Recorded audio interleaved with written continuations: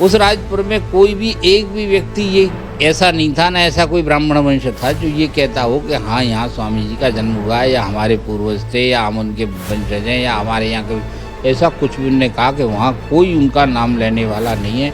और डॉक्टर गोपाल दत्त अपनी थीसिस में इस बात पर आश्चर्य प्रकट करते हैं कि इतने बड़े, जबकि छोटे छोटे लोगों पर ही लोग अपना अधिकार जमाने की कोशिश करते हैं कि वो हमारे थे और हम उनके थे, इतने बड़े व्यक्ति के कोई नाम लेने वाला इस गांव में नहीं है। कैसा राजपुर गांव? नम्मार्ग संप्रदाय द्वारा श्री वृंदावनांक नामक ग्रंथ को विमोचन किया गया। इसमें स्पष्ट रूप से श्री स्वामी जी महाराज के जन्म के विषय में लिखा हुआ है। आप श्री स्वामी जी महाराज के दर्शन कीजिए। इसमें नीचे लिखा हुआ है, रसिक अनंत नरपत श्री स्वामी हरदास जी महाराज संमत 1537 विक्रम की भाद्रपद शुक्ल अष्टमी को राजपुर के सनाट्य कुलभूषण द्विवर गंगाधर जी के घर से अचानक आनंद सूचक शंखनाद घन गर्जन के स्वर मिलने लगा। थाली बजाने की मधुध्वनि से द्योतन करा दिया कि गंगाधर जी की सौभाग्यवती धर्मपत्नी श्री चित्रा देवी ने एक बालक को जन्म दिया है। उत्सव में उत्सव मिल गया, चूंकि उस दिन श्री राधा अष्टमी का दिन था। दो नदियों ने मिलकर महानद का स्वरूप धारण कर लिया और श्री स्वामी जी महाराज का जन्म हुआ। श्री कुंज बिहारी श्री हरदास श्री स्वामी जी महाराज की जय। भैया, वर्तमान में जो बांके बिहारी कॉरिडोर को लेकर एक सोशल मीडिया पर उसके विरोध में तरह तरह की वीडियो हमारे सामने आ रही हैं, उन्हीं वीडियो के मध्य में एक गोसाई जी की वीडियो मैंने सुनी, जिसमें सर्वप्रथम श्री स्वामी जी महाराज के जन्म स्थान एवं जीवन के लिए मनमाने तरीके से उसको सामने प्रेषित किया गया है, जो कि नितांत असत्य है। बिना प्रमाण के हमको कोई भी बात नहीं कहनी चाहिए।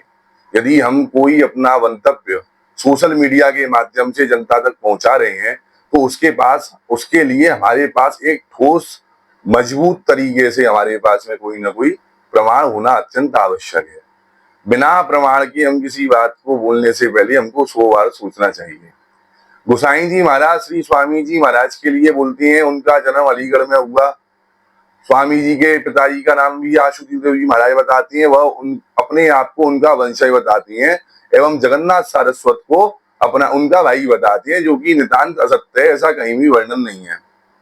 वो अपने मंतव्य में गोपाल दत्त करके एक इतिहासकार हुए, जो वृंदावन में आए थे, और वृंदावन में आने के बाद में उन्होंने खोज की थी स्वामी जी की परंपरा के लिए। उस खोज को अपना आधार बनाते हैं। इतिहासकार आएगा, इतिहासकार आके हर पक्ष से पूछेगा, भाई तुम्हारा क्या पक्ष है, तुम्हारा क्या पक्ष है।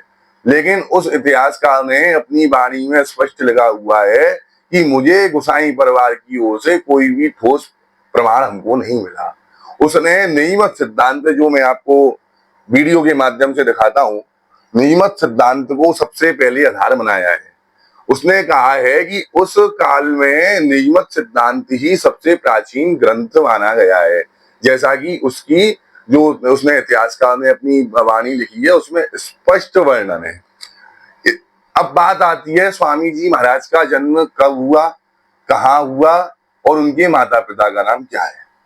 हमारी नियमत सिद्धांत में हमारे आचार्यों ने जैसा कि लिखा है, मैं आपको प्रमाण के साथ में आपको सर्वविदित करना चाहता हूं कि इसमें स्पष्ट लिखा हुआ है। मैं आपको दिखाता हूं, ये स्वामी हरदास जी महाराज का ध्यान है, जो कि श्री किशोरदास जी रहे हमारे यहाँ, उनका ये नियमत सिद्धांत है।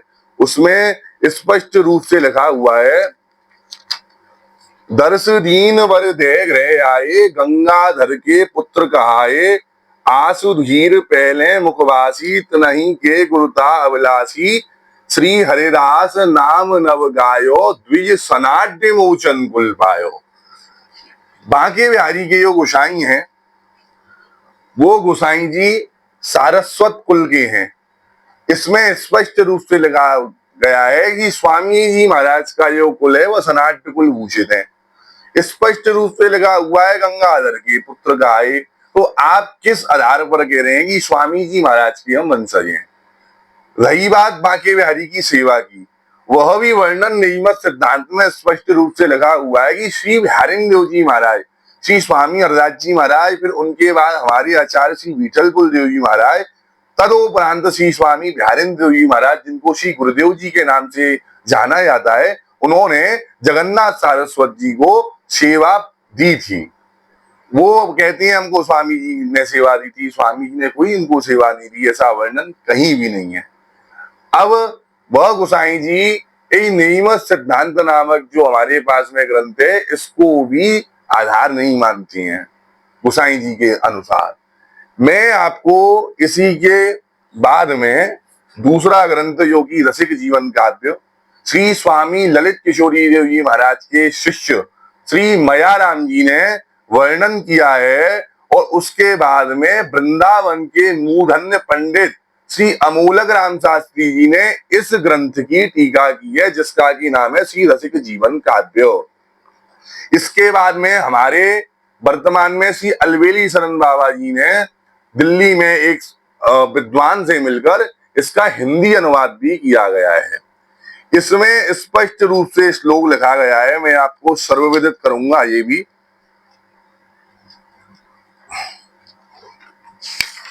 इसमें लिखा हुआ है, चित्रा गर्भ समद्भूतम हरिदासम राजपुर निवासिनम अनुदड़ मणि विज्ञमा कुमारा दरोरदम सनाड्यो वय संभूतम हरिदासम महोज्वलम गंगाधर सुतम नौमी नैष्टिक व्रत धारितम।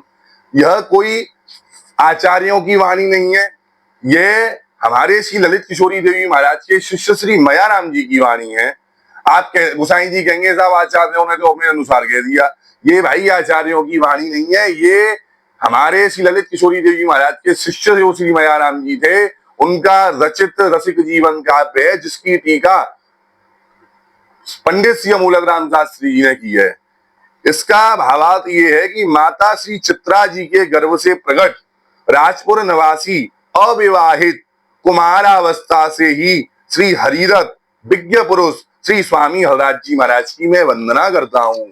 सनाड्य विप्रवंश में उत्पन्न अधिकानिमत नैष्टिक व्रत संपन्न श्री गंगाधरात्मज स्वामी श्री हरदास जी महाराज की मैं वंदना करता हूँ। ये दो मैंने आपके सामने प्रमाण अभी दिए हैं, पहला नियमत सिद्धांत, दूसरा रसिक जीवन काव्य।